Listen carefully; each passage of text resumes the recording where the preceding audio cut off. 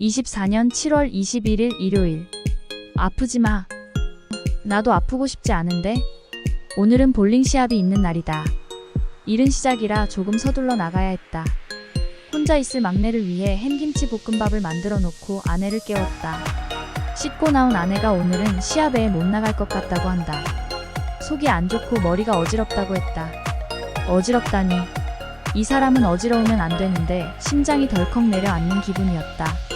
많이 안 좋아? 라고 물었더니 속이 살짝 안 좋고 머리도 조금 어지러워라고 한다. 온몸에 힘이 빠지고 무슨 말을 어떻게 해야 할지 몰랐다. 응급실에 다시 가야 하나, 어떻게 해야 하지? 아내가 일단은 좀 참아보겠다고 하며 밥을 몇 숟가락 뜨더니 좀 눕겠다고 한다. 시합에 갈 생각으로 어제 차를 볼링장에 두고 와서 차도 없는 상황이다. 우선 시합에 같이 나가기로 한 일행에게 부탁을 하여 차를 가지러 볼장으로 간다. 가는 시간이 길게만 느껴졌다. 이런 상태인데 무슨 복직을 하려고 했나? 조금 괜찮아진 걸 가지고 다 나은 것으로 생각하다니 바보 같은 놈. 머릿속에 별별 생각이 다 들었다. 혹시 출혈이 다시 발생한 거면 어쩌지? 수술 부위에 문제가 생긴 건 아니겠지? 시술 예정이던 부위가 미리 잘못된 건 아니겠지?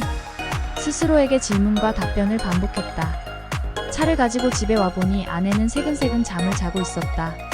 제발 한숨 자고 일어나면 컨디션이 좋아져서 웃는 얼굴로 이젠 괜찮아 라고 말해주길 바랐다. 점심이 훌쩍 지나고 1시가 넘도록 잠에서 깨지 않는 아내를 살짝 불러보았다. 눈을 뜨더니 배가 고프다고 했다. 어이가 없었지만 그래도 좀 좋아진 것 같다는 생각에 입가에 웃음이 나왔다. 아직도 머리가 어지럽다고 했다. 눕지 말고 소파에 앉아 좀 쉬라고 했다. 올 2월에 쓰러진 이후 어지럽다는 증상은 아내에게 제일 안 좋은 상황이기에 바짝 긴장해야 한다.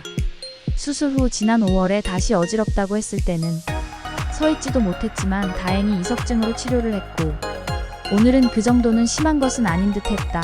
이번에도 그러길 바랄 뿐이다. 일단 상황을 좀 더 지켜보고 내일 이비인후과를 가보자고 했다. 저녁 때까지 아내가 별 증상 없이 TV를 보고 웃고 있는 모습을 보니 조금은 마음이 놓였다. 구운 김과 김치찌개가 먹고 싶다고 해서 고기를 사와 김치찌개를 끓이고 김을 구워서 함께 저녁을 먹었다. 다행히 제법 많이 먹는 것 같았다.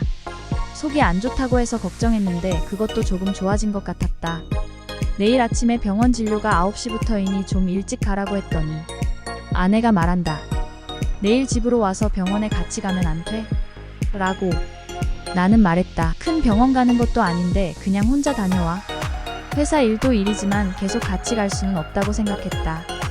물론 겁도 나고 해서라는 거 잘한다. 그러나 없는 것이 아니라 그러지 않아야 한다고 생각했다. 결국 아내가 이 정도의 일들은 혼자 해결할 수 있어야 한다고 생각했기 때문이다. 그냥 잠이 오지 않아 맥주를 한 캔 꺼내서 마셨다. 아내도 한 잔 달라고 했다.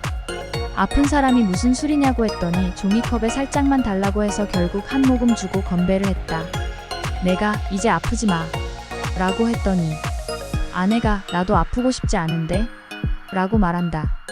그렇게 한 캔의 맥주를 마시고 일찍 잠자리에 들었다. 잠이 쉽사리 오지 않을 것 같은 무더운 열대야의 밤이다. 내일은 오늘보다 훨씬 좋은 소식이 있기를 바라며